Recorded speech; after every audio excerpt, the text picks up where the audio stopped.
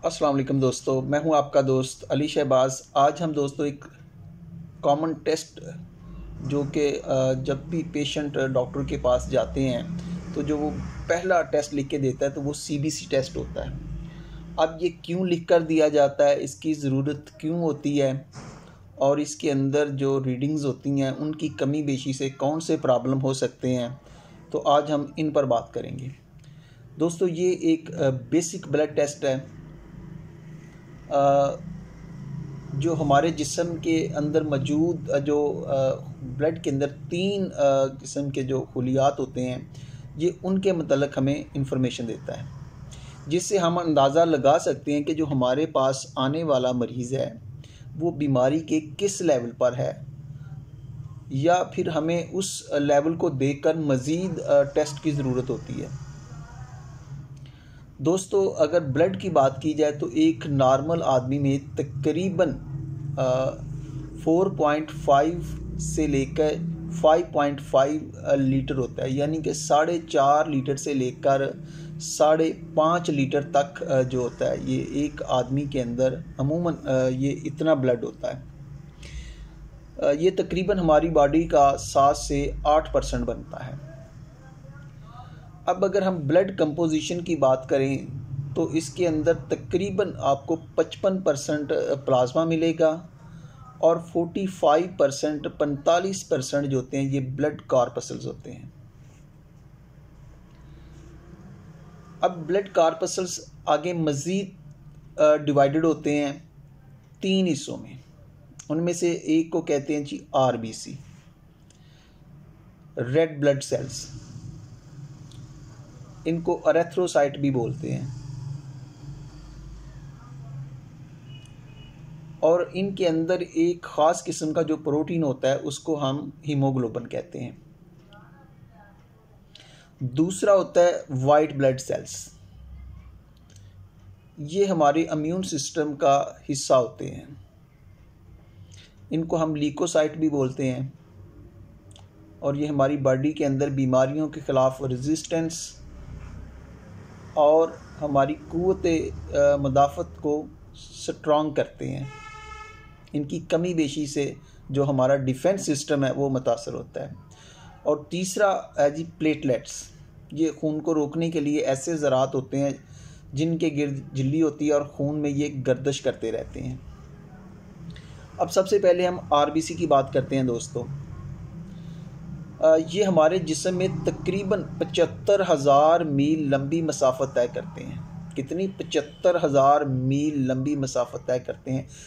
अब इनका काम क्या होता है? जिस्म के ये हर खुलिये को जो ग़ज़ा होती है, और जिस्म के खुलियों की ग़ज़ा जो होती है वो ऑक्सीजन होती है। तो ये क्या करते हैं? आरबीसी बेसिकली इनका काम है ऑक्सीजन को कैरी करना। तो ये जिस्म के तमाम टिश्यूज़ तक ऑक्सीजन फराहम करते हैं और वहाँ से कार्बन डाइऑक्साइड को वापस ला के लंग्स के अंदर छोड़ते हैं। अब इनकी जो नॉर्मल रेंज होती है वो तकरीबन 4 से 6 मिलियन। अब अगर इनकी मकदार जो है उसमें इजाफा हो जाए, an increase in the number of red blood cells is known as polycythemia। तो अगर आरबीसी की जो मकदार है वो बढ़ जाए तो उसको पॉलीसाइथीमिया कहते हैं। ये कैसी हालत होती है जिसमें खून के सुर्ख खुलिये जो होते हैं वो गैर मामूली तौर पर उनकी तादाद बढ़ जाती है। अब इसकी जो काज़ेज़ हो सकती हैं कि वो अगर कोई बहुत ज़्यादा बुलंदी पर चला गया है, ऊंची जगह पर चला गया है, या ऐसे लोग जो बहुत ज़्यादा हार्ड वर्कर होते हैं, बहुत ज़्यादा फिज़िकली उनकी एक्टिविटी जो होती है वो बहुत ज़्यादा होती है, या जो लोग स्मोकिंग बहुत ज़्यादा करते हैं। तो क्लिनिकल पिक्चर अगर देखी जाए तो ऐसे जो पेशेंट होते हैं ये डॉक्टर के पास हमेशा वीकनेस का प्रॉब्लम लेके आएंगे, फटीग का प्रॉब्लम लेके आएंगे, हेडेक का प्रॉब्लम लेके आएंगे, पेन इन द चेस्ट लेके आएंगे, और इसी तरीके से लेग्स और मसल की पेन भी लेके आएंगे। हाइड्रेशन भी इसका काज हो सकती है। अच्छा जी, अब जो दूसरी कंडीशन है कि अगर आरबीसी जो होते हैं वो डिक्रीज़ हो जाते हैं, उनका लेवल जो होता है वो नॉर्मल से कम हो जाता है, तो उसको दोस्तों अनीमिया बोलते हैं।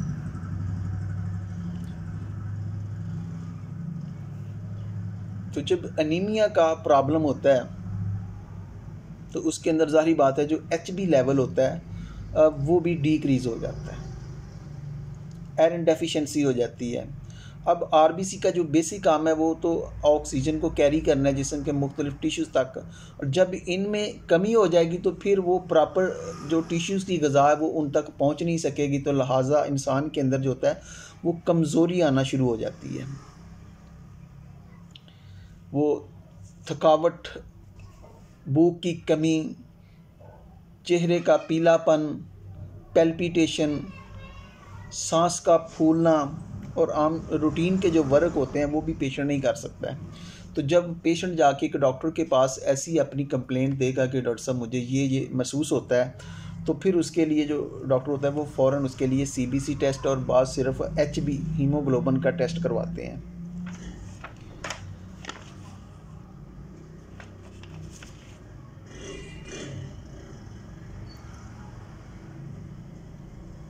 दोस्तों, हमारे माशरे के अंदर तकरीबन 1/3 बच्चे जो हैं ये खून की कमी का शिकार हैं। इसी तरीके से 50% जो ख़वातीन हैं जो शादी की उम्र तक को पहुंचती हैं, उनमें 50% तादाद होती है जिनके अंदर खून की कमी हो जाती है। इसी तरह प्रेगनेंसी के अंदर बहुत बड़ी तादाद आपको मिलेगी कि जिनको आपको खून की कमी मिलेगी।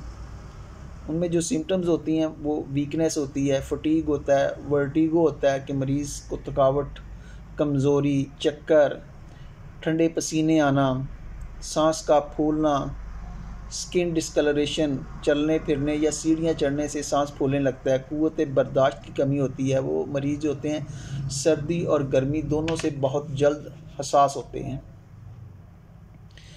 इसी तरीके से हमारे पास एक और इसके अंदर है जनाब HCT। HCT को बोलते हैं जी हीमाटोक्रिट। ये रेड ब्लड सेल्स की परसेंटेज को शो करता है प्लाज्मा के अंदर, जो 30 से 50% तक नॉर्मल होती है। इसी तरीके से दोस्तों हमें एक और ESR लिखा होता है। ESR का मतलब होता है एरेथ्रोसेडिमेंटेशन रेट, यानी कि खून के सुर्ख ज़रात की तोड़ फोड़ जो कि नॉर्मल कंडीशन में तकरीबन औरतों के अंदर जो होती है वो 6 से लेकर 20 तक होती है, और मर्दों के अंदर वो 4 से लेकर 10 मिलीमीटर फर्स्ट आवर। तो एरेथ्रोसेडिमेंटेशन का जो बेसिकली ESR का टेस्ट है ये शो करता है कि हमारी बॉडी के अंदर जिस्म के किसी हिस्से में जरासीम या के बैक्टीरिया वगैरह ने हमला किया हुआ है, और वहाँ पर जो इन्फ्लेमेशन है, जितना ESR ज़्यादा होगा उतनी ही इन्फ्लेमेशन जो होती है वो ज़्यादा होती है। ये जिस्म के किसी भी पार्ट्स में हो सकती है, लंग्स में हो सकती है, इंटेस्टाइन में हो सकती है, स्टोमिक के अंदर हो सकती है, औरतों में यूट्रस के अंदर, फीमेल ऑर्गन्स के अंदर आपको ये कंडीशन मिल सकती है। तो जिस कदर ये इन्फेक्शन का लेवल वहाँ पर ज़्यादा होगा, सोजश भी ज़्यादा होगी, तो फिर ESR भी ज़्यादा होता है। इसी तरीके से क्रॉनिक डिजीज़ के अंदर या TB वगैरह में ये तकरीबन 100 या 100 से भी अबव चला जाता है। इसी तरीके से एक दोस्तों लिखा होता है MCH। तो ये किसी भी जिस्म में RBC में हीमोग्लोबिन की कमियत की पैमाइश को ज़ाहिर करता है। तो मेल के अंदर ये तकरीबन 26 से 50 और फीमेल के अंदर 33 से 55 होता है। इसके बाद जी एक MCHC होता है। ये कार्पस्कुलर हीमोग्लोबिन कंसंट्रेशन मेजर को शो करता है। इसी तरह एक और MCV लिखा होता है। अब MCV क्या होता है? ये कार्पस्कुलर वॉल्यूम मेजर करता है, यानी कि अगर किसी के अंदर खून की कमी है आयरन डेफिशिएंसी का पता लगाना हो, या विटामिन्स डेफिशिएंसी का पता लगाना हो, या फोलिक एसिड की डेफिशिएंसी का पता लगाना हो, तो फिर इस रीडिंग से हमें पता चल जाता है कि जनाब हमारे मरीज़ के अंदर जो पेशेंट हमारे पास आया है वो आयरन या विटामिन B12 की कमी का शिकार तो नहीं है, फोलिक एसिड की कमी का शिकार तो नहीं है। आगे दोस्तों हम बात करते हैं प्लेटलेट्स की। अब जी दोस्तों, तो जो नॉर्मल प्लेटलेट्स होते हैं ये तकरीबन 1.5 लाख से 4.5 लाख माइक्रोलीटर होते हैं,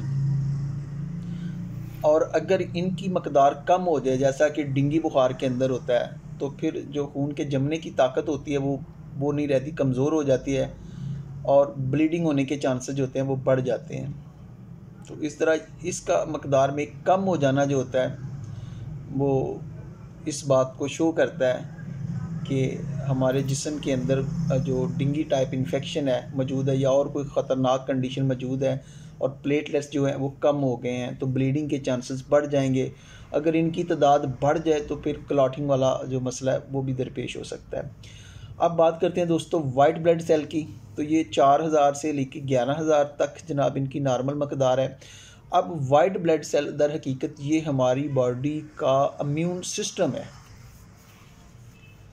जो किसी भी बीमारी के ख़िलाफ़ फ़ाइट करता है, बीमारी से लड़ता है, उसके ख़िलाफ़ रेजिस्टेंस बॉडी के अंदर पैदा करता है, और जिस्म के अंदर अलर्ट वार्निंग सभी इसी के काम में आते हैं कि अगर जिस्म के अंदर कोई इन्फेक्शन हो गई है, जिस्म के अंदर कोई प्रॉब्लम हो गया है, कोई जरासीम जिस्म के अंदर दाखिल हो गया है, तो वाइट ब्लड सेल ने क्या कर देना है, अलार्मिंग कंडीशन पैदा कर देनी है।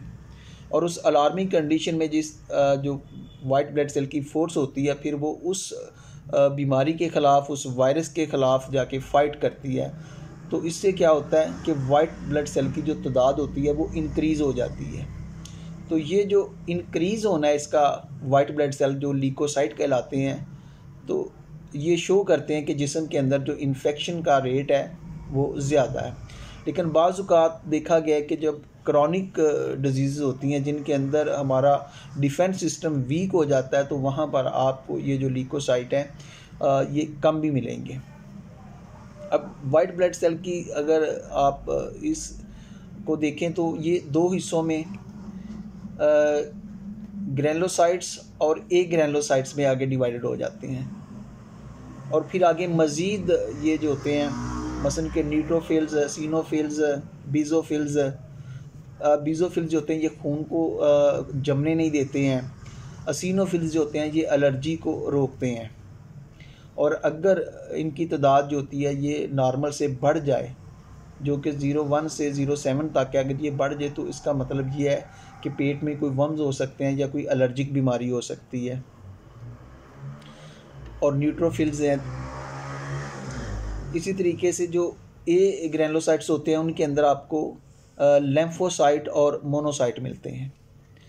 अब लिम्फोसाइट जो होते हैं टी सेल्स, इनकी याददाश्त बहुत तेज़ होती है, ये जरासीम को पहचानते हैं। कहते हैं कि अगर 50 साल भी हो चुके हो तो ये फिर भी शनाख्त कर लेते हैं कि 50 साल पहले इस बीमारी ने या इस वायरस ने, जरासीम ने भी बॉडी पर अटैक किया था। तो फिर ये क्या करते हैं कि उन एंटीबॉडी जो होती है इन्हें ऐसी एंटीबॉडी को प्रोड्यूस करते हैं जो उन पर काम करती है और उनको हलाक कर देती है। तो ये हमारी बॉडी के अंदर एंटीबॉडीज़ की तैयारी की दरख्वास्त देते हैं। तो सफ़ेद खुलियों का ये जो ग्रुप होता है फिर उन बीमारी के जरासीम को फ़ौरन जो होता है हलाक कर देता है। इसी तरीके से दोस्तों जो मोनोसाइट होते हैं ये खुलिये के शोबों के माहिर और बला के सरफरोश होते हैं, और ये बड़े बड़े दुश्मनों से जो यानी कि जो बड़ी बड़ी बीमारियां होती हैं तो ये उनके साथ मुकाबला करते हैं। और इसी तरीके से जो न्यूट्रोफिल होते हैं ये बिल्कुल इनका काम वही होता है जो पुलिस वाला करते हैं। लेकिन अगर कोई बड़ी बीमारी आ जाए तो फिर ये क्या करते हैं जी, आंखें बंद कर लेते हैं।